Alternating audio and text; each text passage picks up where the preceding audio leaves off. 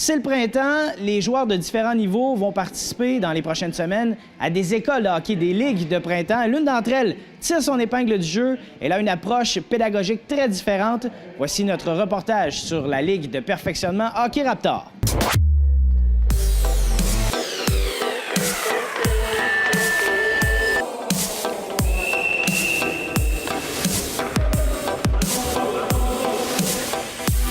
La Ligue se veut, je dirais, une Ligue de printemps, premièrement, qui a été faite dans le but de rendre ça accessible. C'est de rendre un encadrement élite accessible à tous. Donc, on n'est pas discriminatoire au niveau du calibre, de la catégorie. Puis, on donne vraiment de l'encadrement de type élite avec une équipe d'entraîneurs hors pair, puis vraiment des thématiques. C'est une ligue hyper pédagogique.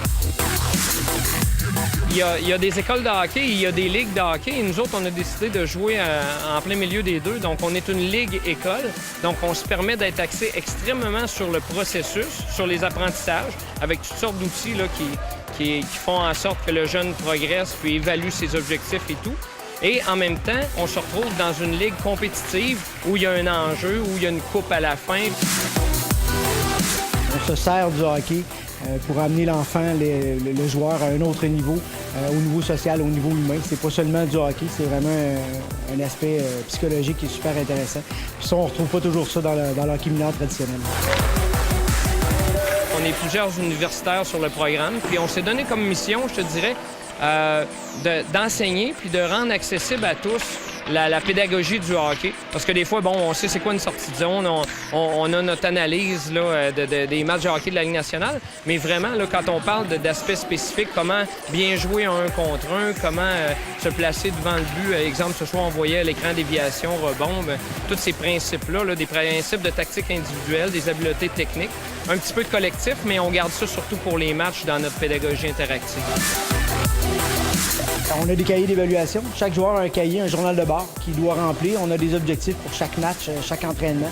Puis à chaque jour, on doit travailler avec lui, voir s'il a réalisé ses objectifs, l'amener à se donner lui-même des objectifs. C'est pas seulement nous qui lui donnons les objectifs.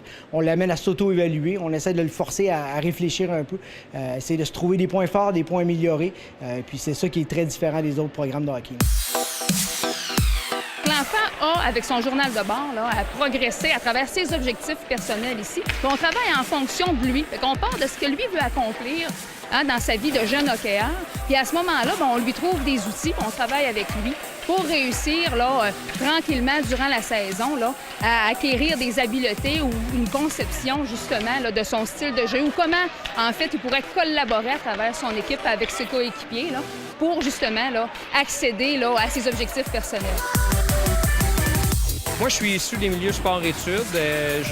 J'ai étudié aussi le hockey, puis je me dis, le parent, je suis un parent aussi un jour dans ma vie de joueur. Et je pense qu'on peut cohabiter. De nos jours, on a l'impression qu'il faudrait toujours sortir le parent du cheminement des enfants, principalement dans le sport et principalement dans le hockey. On s'entend, là, on en constate aussi des comportements qui sont dérangeants, puis je pense qu'il faut les dénoncer.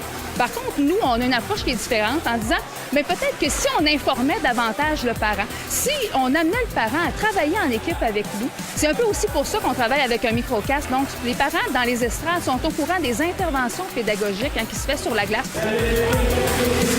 On veut qu'il y ait une belle rétention chez le jeune et on pense que d'intervenir directement en temps réel, mais ça peut être bénéfique pour l'intégration des connaissances. Donc, si par exemple, dans une situation de match, on a une rétroaction directe sur le champ et non pas 2 minutes ou 30 secondes après avoir fait le jeu dans le coin. Le jeune a 8-9 ans, sait pas trop de quoi on parle. Là, on est direct. Je me permets d'arrêter le jeu aussi.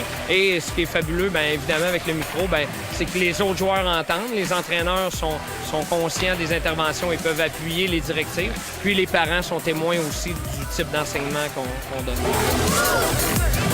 On entend ce qui se passe. Alors, comme parents, on est capable de participer avec les enfants, faire un retour avec eux après, de dire on les voit aller, de pouvoir commenter ce qu'ils font, puis d'entendre des petites phrases clés comme par exemple, qu'est-ce qu'on fait après avoir fait une passe? On accélère. j'ai l'impression qu'on est dans une dynamique aussi de donner au suivant. C'est de dire, regardez, là, nous autres, on l'a vécu, l'élite, là, on l'a vécu pendant des années, on a eu la pression de gagner et tout. Là, maintenant, là, on donne aux jeunes un bagage intéressant dans le but qu'ils deviennent meilleurs, mais je te dirais d'autant plus qu'ils aiment le hockey puis qu'ils prennent plaisir à comprendre les choses puis à faire les choses. Merci beaucoup. Merci à toi.